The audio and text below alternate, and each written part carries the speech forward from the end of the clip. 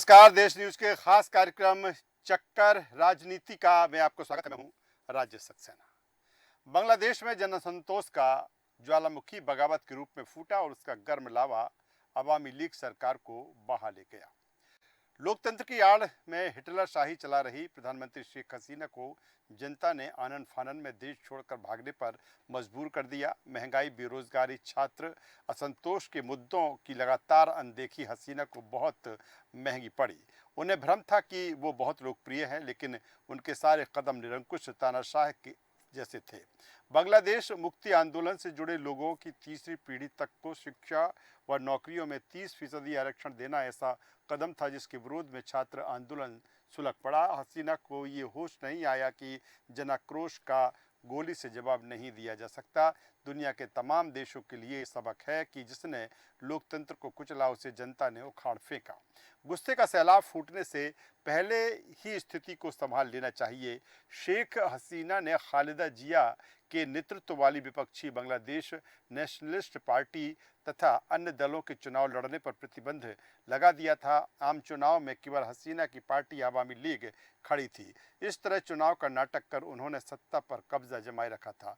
1971 के बांग्लादेश मुक्ति संग्राम के लोगों और उनके वंशजों को अधिकतम आरक्षण देना ऐसा मनमाना कदम था जिसके खिलाफ न केवल छात्र आंदोलन कर रहे थे बल्कि जनता का गुस्सा भी भड़क उठा था। प्रदर्शन को पुलिस और फौज के जरिए कुचलना आग में घी डालने के समान था। हिंसा बेकाबू हो उठी थी। नाराज भीड़ ने शेख हसीना की पार्टी के अनेक कार्यकर्ताओं की पीट पीट कर जान ले ली। आते हैं अब इसके इतिहास पर। बांग्लादेश का इतिहास शुरू से ही रक्त रंजित रहा है। पहले के समान इस बार भी वहां तख्ता पलट हुआ। 15 अगस्त 1975 को बंगबंधु कहलाने वाले शेख मुजीबुर रहमान सैनिक जुटा की बगावत में परिवार सहित मारे गए थे। तब उनकी बेटी हसीना इंग्लैंड में रहने की वजह से बच गई थी। अब फिर 49 वर्ष बाद अगस्त माह में बगावत हुई और बड़े पैमाने पर हिंसा और सेना की चेतावनी के बीच प्रधानमंत्री शेख हसीना को बांग्लादेश छोड़कर भागना पड़ा। हसीना की सरकार पलटने में जन विद्रोह के अलावा पाकिस्तान और चीन की भूमिका से भी इनकार नहीं किया जा सकता। पड़ोस के देशों में अफरा तफरी मचना भारत के लिए भी चिंता का विषय रहा है। 2022 में श्रीलंका में भी वहां की गोटाबाया राजपक्षे की सरकार के खिलाफ विद्रोह भड़क उठा था और भारी अस्थिरता फैल गई थी। आर्थिक बदहाली और जीवन आवश्यक वस्तुओं के अभाव में क्षुब्ध जनता ने उग्र आंदोलन किया था। तब उग्र भीड़ ने प्रधानमंत्री निवास तथा अन्य मंत्रियों के घरों में आग लगा दी थी और पीएम महिंद्रा राजपक्षे को कोलंबो छोड़ने के लिए मजबूर होना पड़ा था। लेकिन कूटनीति का तकाजा है कि ऐसी स्थिति में एक का पक्ष लेकर दूसरे की नाराजगी मोल लेना कदापि उचित नहीं है। किसी देश में सत्ता बदल वहां का आंतरिक मामला है। पड़ोसी देश में सरकार बदलती है तो उससे भी संबंध अच्छे रखने होंगे। बांग्लादेश की अस्थिरता और विस्फोटक हालात देखते हुए भारत को फिलहाल देखो और प्रतीक्षा करो की नीति अपनानी होगी। वहां पहले खालिदा जिया के नेतृत्व में बीएनपी की सरकार थी। कुछ वर्षों तक जनरल इरशाद की तानाशाही हुकूमत रही। पड़ोसी देशों की स्थिरता भारत के लिए भी अनेक समस्याएं पैदा कर देती है। संस्थापक की बेटी एक राष्ट्रपिता की बेटी कैसे तानाशाह बन गई, इस पर भी एक नज़र डाल लेते हैं। सोमवार को बांग्लादेश में भड़के अराजक आंदोलन के दौरान एक प्रदर्शनकारी द्वारा बंगबंधु मुजीबुर रहमान की प्रतिमा पर हथौड़ा चलाने की तस्वीर सिहरन पैदा करने वाली थी। हमें लगता है कि ये किसी आंदोलनकारी छात्र का काम नहीं हो सकता, कतई नहीं, भले ही वो बंगबंधु की बेटी से कितना भी नाराज क्यों ना हो। यहाँ तक कि अगर शेख हसीना उस वक्त भी चुप रहीं जब पिछले कुछ हफ्तों से चल रहे आंदोलन में देखते ही गोली मार दो आदेश के बाद सुरक्षा बलों के हाथों 300 से अधिक मारे गए और ये हुक्म और किसी ने नहीं बल्कि उनकी अवामी लीग पार्टी के महासचिव अब्दुल कादर ने दिया था। यदि बंगबंधु जीवित होते तो वे भी इन वैचारिक तौर पर विकृत लोगों का निशाना बन जाते जिन्हें 1971 में बांग्लादेश को आज़ाद करवाने के लिए हुए लासान युद्ध के बारे में तो बहुत कम या ज़रा इल्म नहीं है। वे बांग्लादेश के उस राष्ट्रपिता की पुत्री हैं जो कभी गलत नहीं कर सकते थे। शेख हसीना तो लोकतंत्र की बेटी हैं जो 15 अगस्त 1975 को मनहूस रात को हुए नरसंहार से बच गई थी।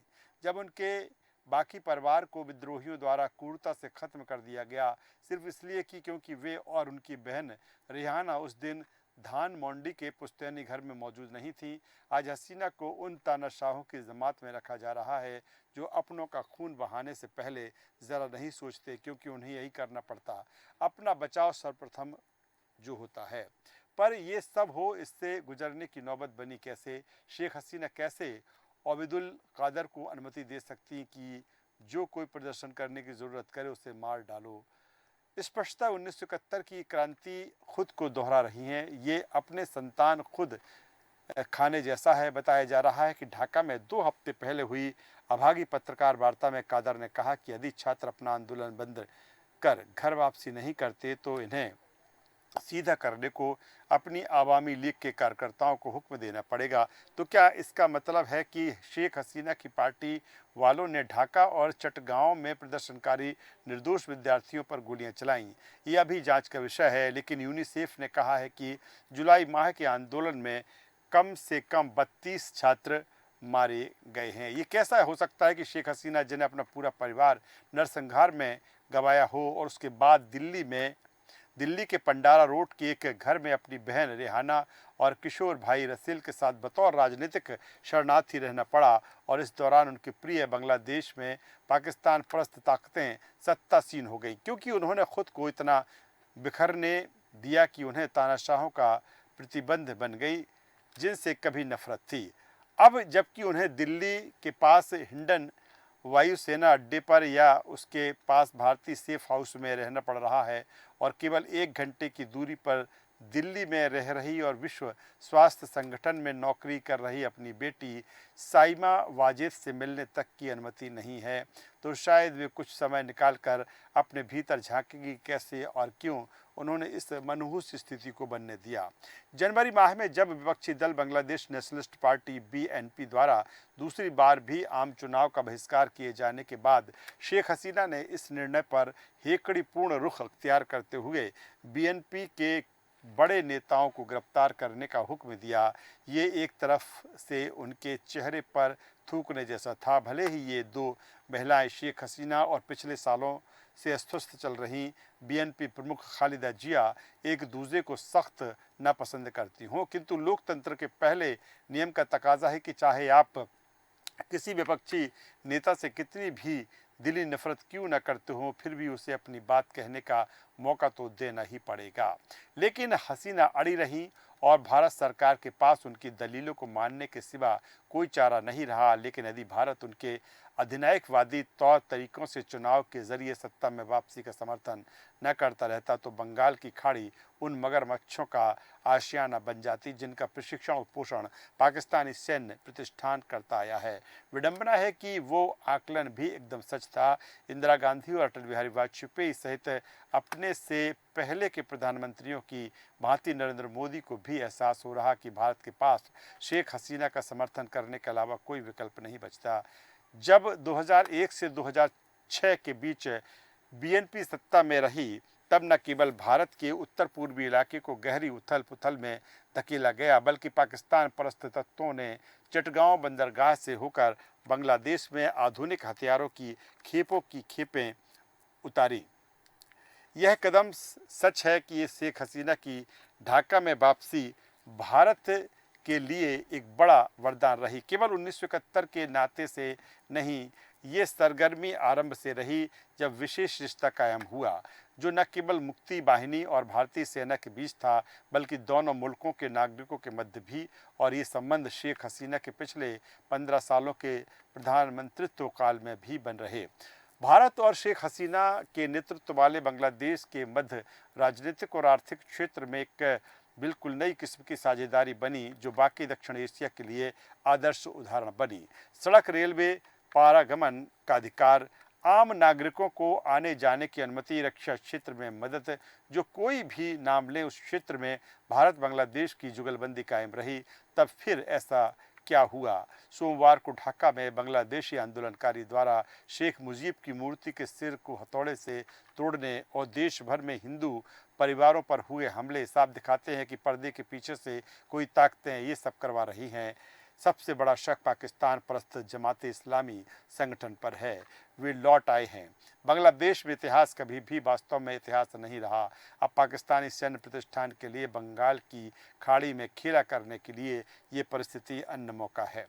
यह भी उतना ही सच कि शेख हसीना के सिवाय एक भी ऐसा नहीं जिसके पास जमाते इस्लामी और इसके राजनीतिक मुखौटे बीएनपी से मुकाबला करने का मादा हो।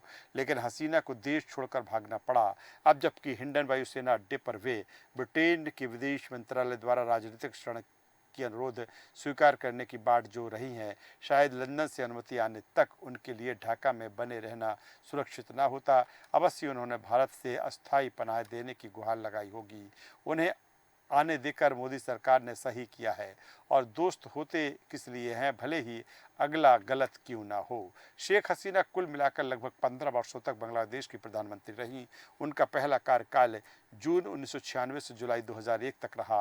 बाद के चुनावों में जीत हासिल करने के बाद वो 6 जनवरी 2009 से इस पद पर हैं।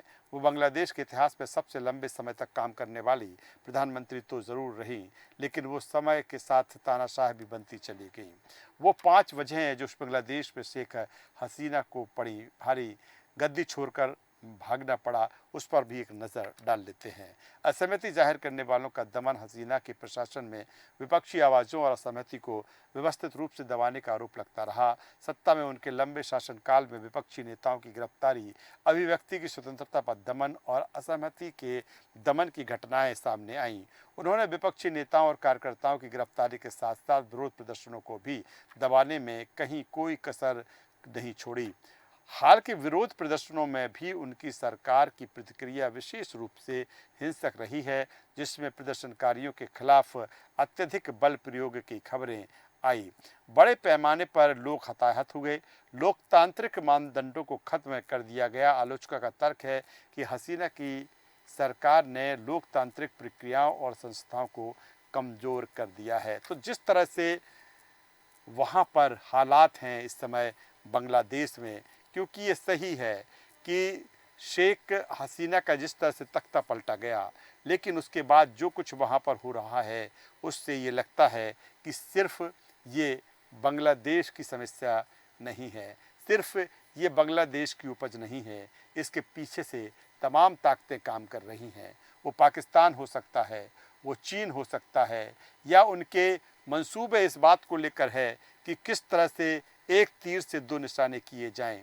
बांग्लादेश में इस तरह से तख्ता पलट करवाया जाए और कहीं ना कहीं जो उसकी आग है वो भारत तक पहुँचे। क्योंकि अब एक बड़ी समस्या इस बात को लेकर भी है कि ये भी कहा जा रहा है कि तमाम सारे बांग्लादेशी भारत की तरफ कूच कर सकते हैं, वो भारत में पनाह ले सकते हैं, और यही कारण है कि भारत में भी सभी तरफ से चौकसी बढ़ा दी गई है। लेकिन जिस तरह से वहाँ पर हिंदुओं पर हमला हो रहा है, जिस तरह से वहाँ पर हिंदुओं की हत्या की गई, जिस तरह से वहाँ पर मंदिरों को तोड़ा गया, उसके बाद निश्चित तौर पर भारत के लिए ये चिंता भी है और चुनौती भी है। हालांकि भारत हर हालातों पर नियंत्रण पाने में, उस पर पार पाने में सक्षम है, और इन हालातों पर भी भारत पार लेगा, और इसके पीछे जिनके भी हाथ हैं उनको भी भारत मुंह तोड़ जवाब दे सकता है।